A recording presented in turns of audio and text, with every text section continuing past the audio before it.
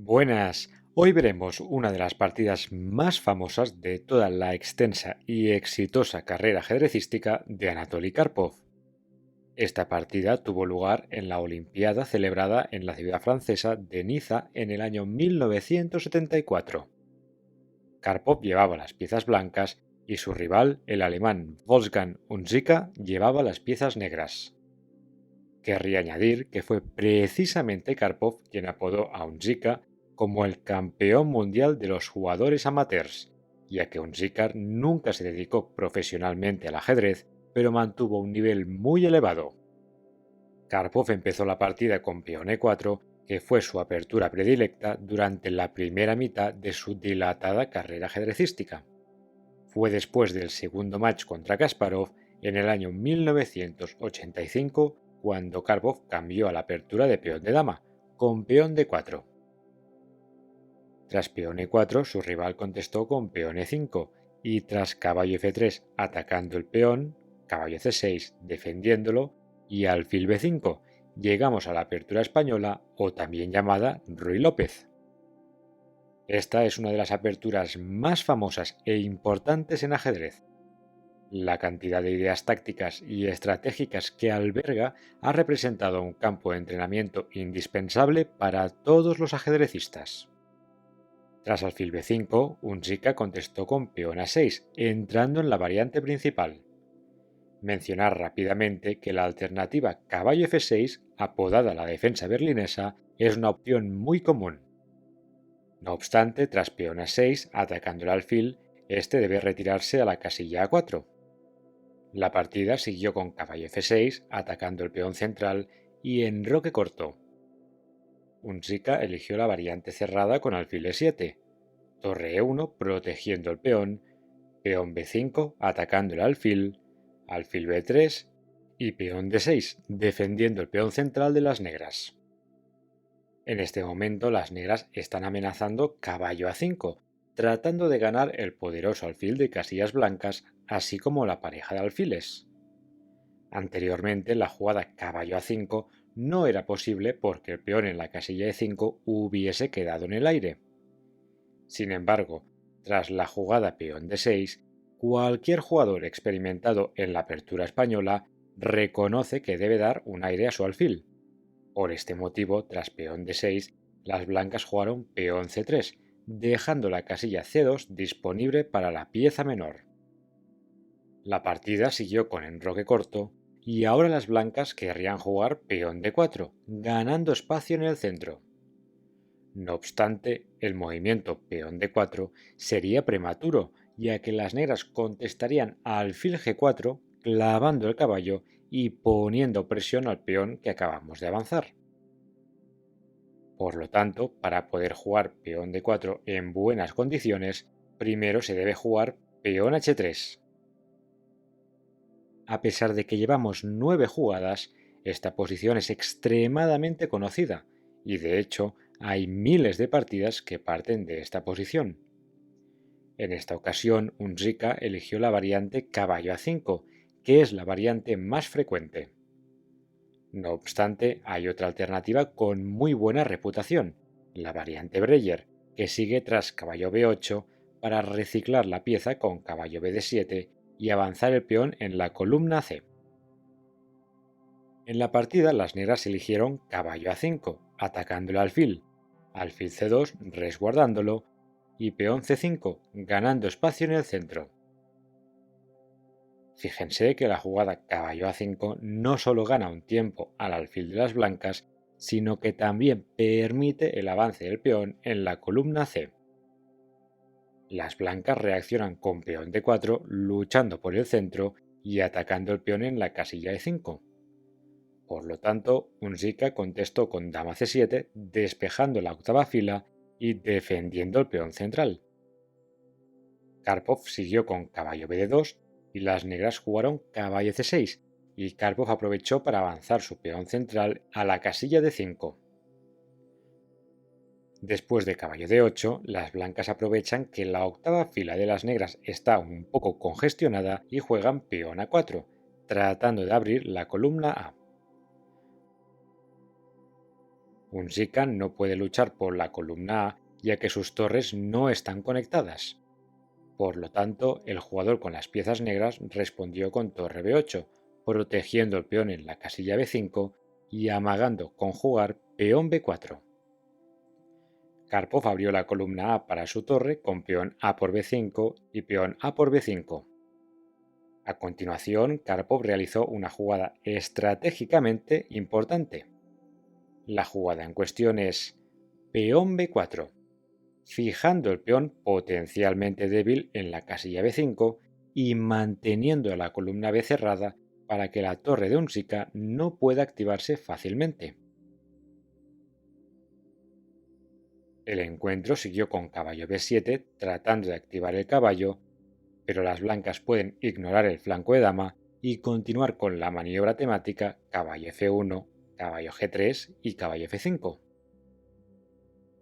El encuentro siguió con caballo F1, alfil D7 conectando las torres, alfil E3 activando el alfil y despejando la primera fila, torre A8 luchando por la columna abierta y dama D2 conectando las piezas pesadas. Antes de continuar, creo que es interesante hacer un repaso estratégico de la posición. Ambos jugadores están luchando por el control de la única columna abierta de la posición, la columna A. Además, las blancas están tratando de restringir el caballo en la casilla B7, que dada su falta de espacio, es la peor pieza de Unsica. Asimismo, Karpov no abandona operaciones activas en el flanco de rey, si las negras no son cuidadosas con la seguridad de su monarca. Todo esto, sumado al mayor espacio de las blancas, lleva a que el módulo de ajedrez dé una evaluación de ventaja considerable a Karpov. Esta ventaja no es ni mucho menos decisiva, pero sí que es molesta cuanto menos. Tras dama D2, las negras continuaron con torre F C8, atacando con rayos X al alfil D3 y peón G6, jugada que se anticipa al siguiente movimiento de las blancas, caballo G3. Es relevante apreciar que el peón en la casilla G6 hace una excelente labor restringiendo la actividad del caballo blanco. La partida siguió con alfil F8 controlando las casillas negras, torre A2 tratando de doblar las torres en la columna A y peón C4 cerrando la diagonal blanca y atacando el alfil. Karpov jugó alfil B1, una jugada que puede parecer un poco sorprendente ya que obstaculiza la primera fila para las torres.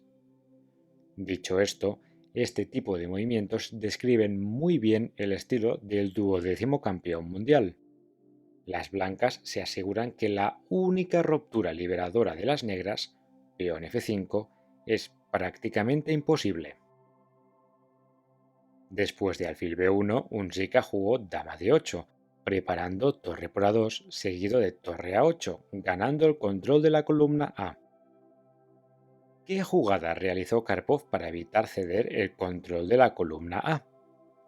Podríamos decir que la siguiente jugada es el emblema de esta partida histórica. Bien, la jugada en cuestión es alfil A7. Las blancas taponan la columna A para evitar el intercambio de torres. Es muy importante reconocer que esta idea es posible gracias a la mala colocación del caballo en la casilla B7. De hecho, si este caballo no estuviese en el tablero, la simple dama C7 rompería el tapón. En las siguientes jugadas, ambos jugadores van a tratar de mejorar sus piezas, pero Karpov, gracias a su ventaja de espacio, va a sacar mayor partido de sus piezas. La partida siguió con caballo E8 tratando de reciclar el caballo, alfil C2 liberando la primera fila, caballo C7 sobreprotegiendo la torre en la columna abierta y torre E A1 doblándose en la columna abierta. A lo largo de estas últimas jugadas hemos podido observar el efecto positivo que irradia el alfil en la casilla A7. Las fuerzas de Karpov han podido reorganizarse en la retaguardia sin oposición alguna. Bien, después de torre E A1, dama E7 despejando la octava fila, alfil B1 manteniendo un ojo a la ruptura peón F5 y alfil E8, dejando la séptima fila menos congestionada. Dentro de lo que cabe, Unzica ha conseguido mantener una mínima coordinación de piezas. Las torres están conectadas y los alfiles cubren casillas importantes. Desafortunadamente, el par de caballos está preocupantemente restringido, en gran parte debido a la estructura de peones.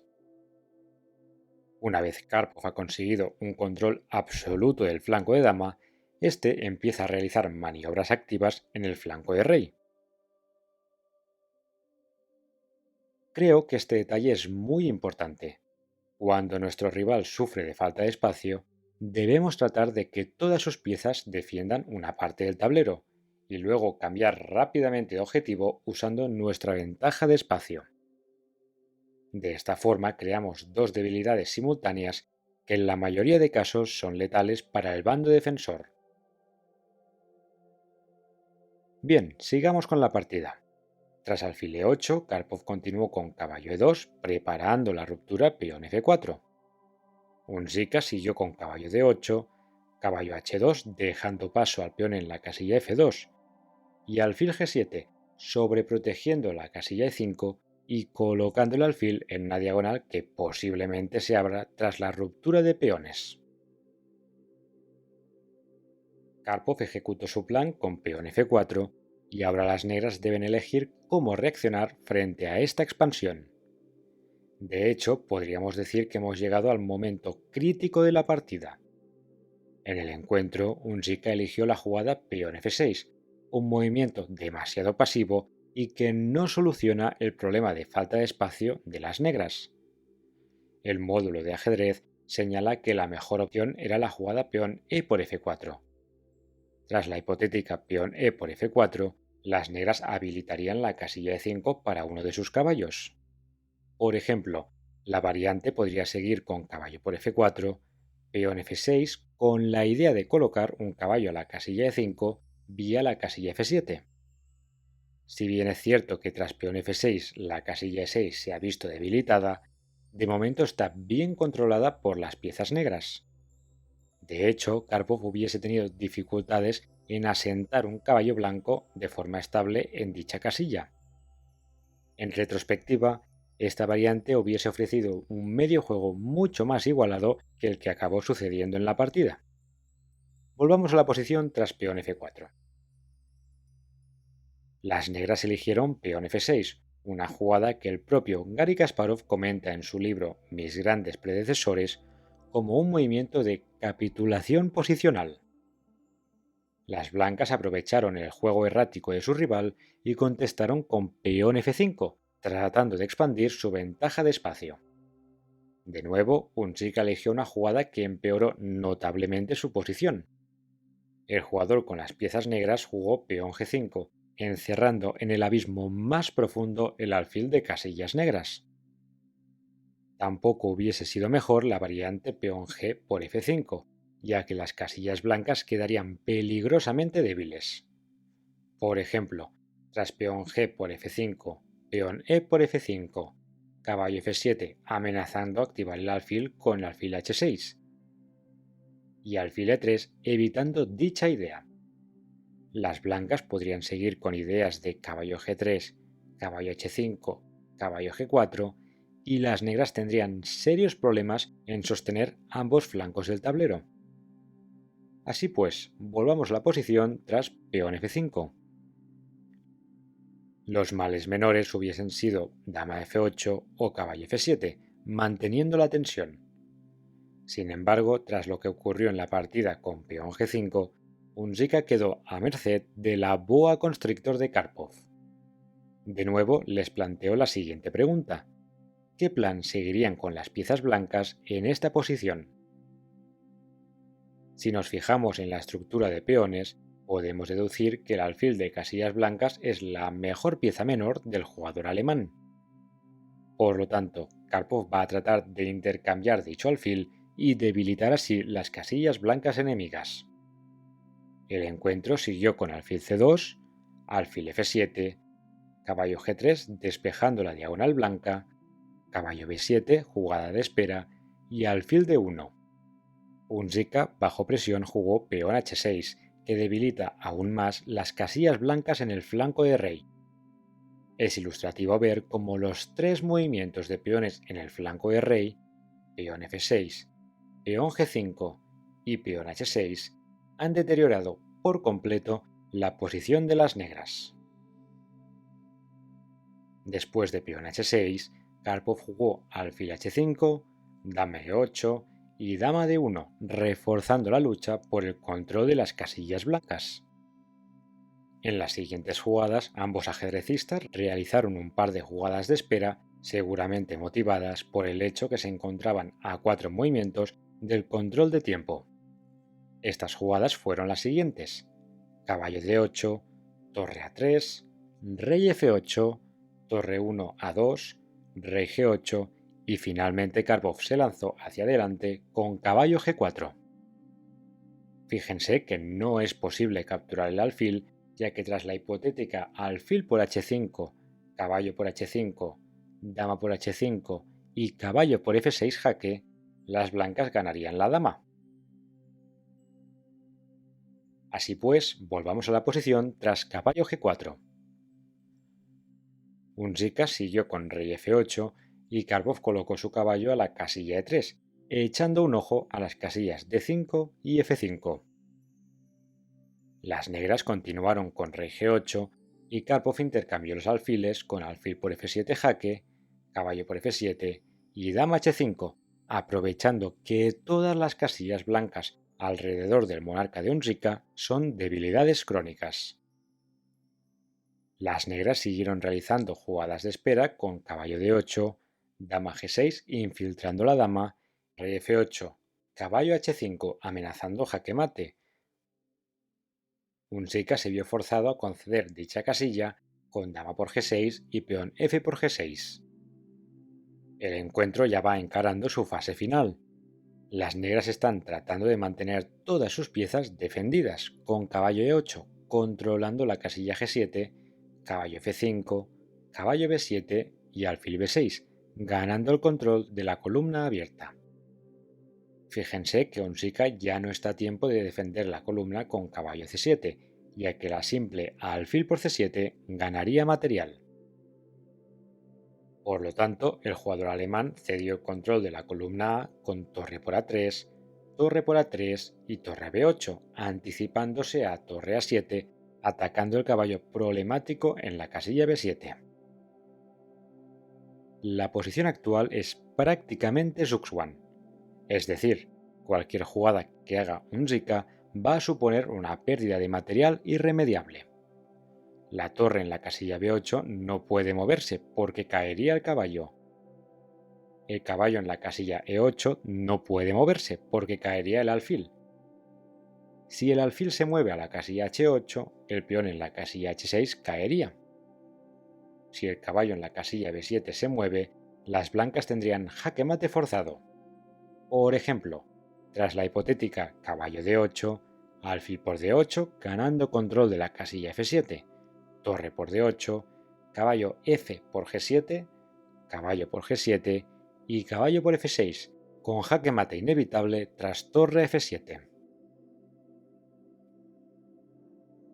Bien, volvamos a la partida tras torre a7. Acabamos de ver que ningún movimiento de pieza era prometedor, hecho que forzó a Unzica a jugar rey g8.